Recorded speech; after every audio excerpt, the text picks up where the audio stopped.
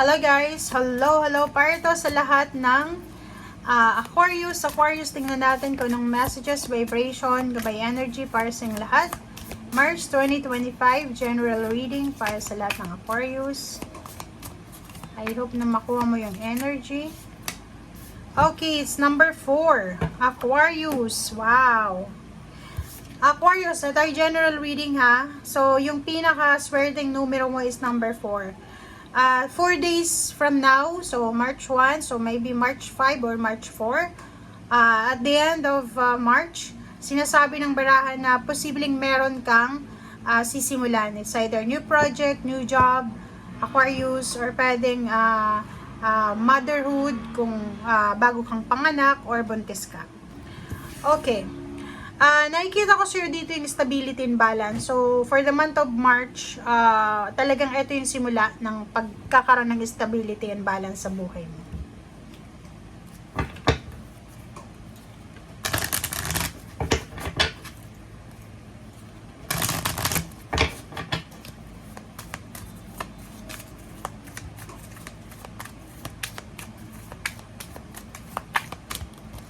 Okay.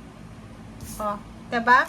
So, dito sa buwan ng March, sinasabi na Libra and Aquarius, Gemini ito, na mayroong much better na parating sa'yo. Okay?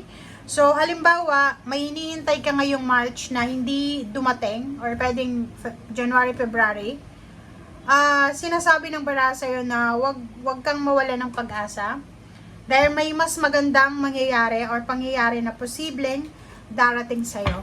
Okay? So, kailangan mong magtiyaga. Kailangan mong magpasensya. Kailangan mong maghintay. Kasi may mas maganda, may mas maayos, mas stable na possible na ibibigay sa'yo ang universe. Okay? Wow! For the month of March talaga, eto palang nabarahang to, Aquarius, nakikita ko na yung balance. Confirmation, number 6, 2 plus 4, 6, adjacent possibility. So, nakikita ko yung kaliwat kanan na posibilidad, oportunidad sa buhay mo. Maraming pinto yung nagsarado para sa'yo, but marami din na pinto and windows ang posibleng magbubukas sa'yo. Left and right, top, bottom, parang ganon. So, nandito si Angel of Balance para bigyan ka ng manifestation, wish granted, manifestation ngayong March. And nakikita ko sa'yo dito na wala kang dapat ikatakot, wala kang dapat ipag-alala ngayong Marso. Kasi maraming opportunities, maraming possibilities na talagang naghihintay na para sa'yo. Okay?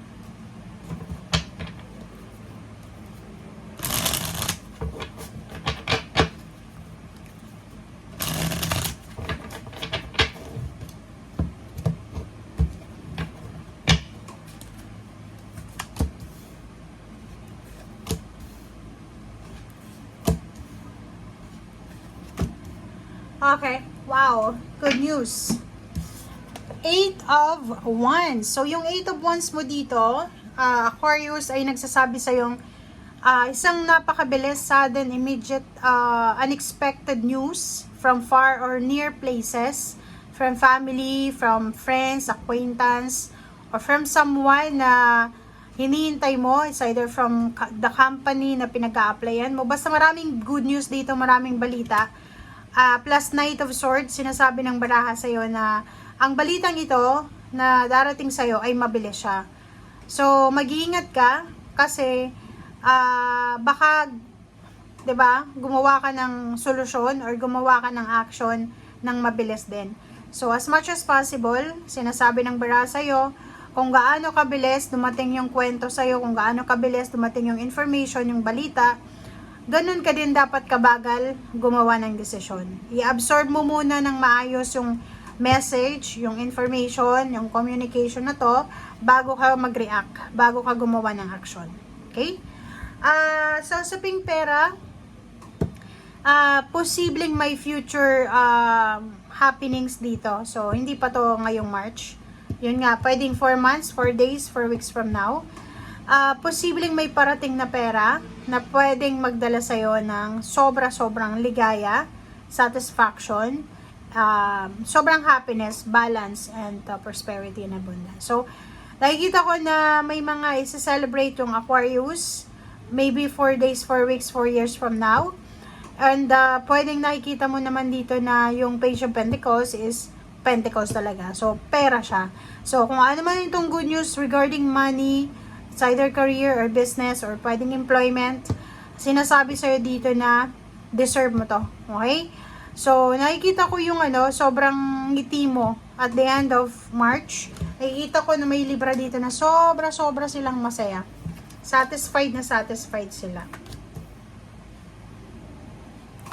Libra pala to, tsaka Aquarius. Pasensya na kung palagi kong sinasabi yung Libra.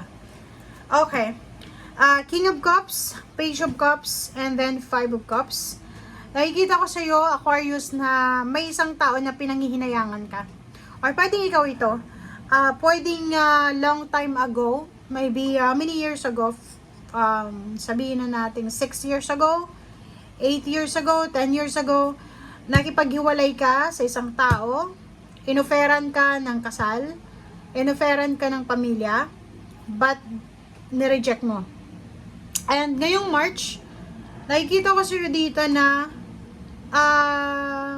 posibleng yung balita na makakarating sa'yo is yung taong yun na nireject mo, naka-recover, and ngayon successful na siya sa relationship or sa kung ano man na meron siya sa ngayon. Kita ko sa'yo dito, posibleng ikaw to yung nireject o ikaw yung nag-reject sa tao, sa offer. Okay?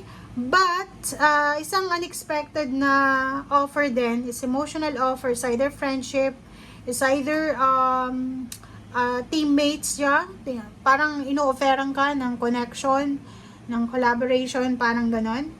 And community, parang ganon, ino-offeran ka na, uy, alam mo, pwede kang mag-join sa community namin, ganyan, ganito.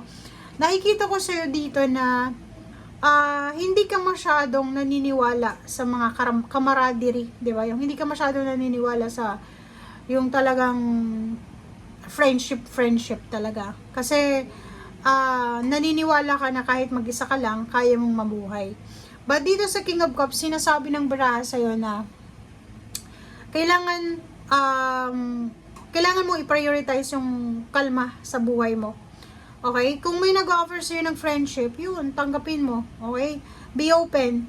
If may nag-offer sa'yo ng trabaho, ng negosyo, or kung ano ba man na ino-offer sa'yo, tanggapin mo lang. Kasi pwede kang manginayang yan eh. Kasi, 'di ba?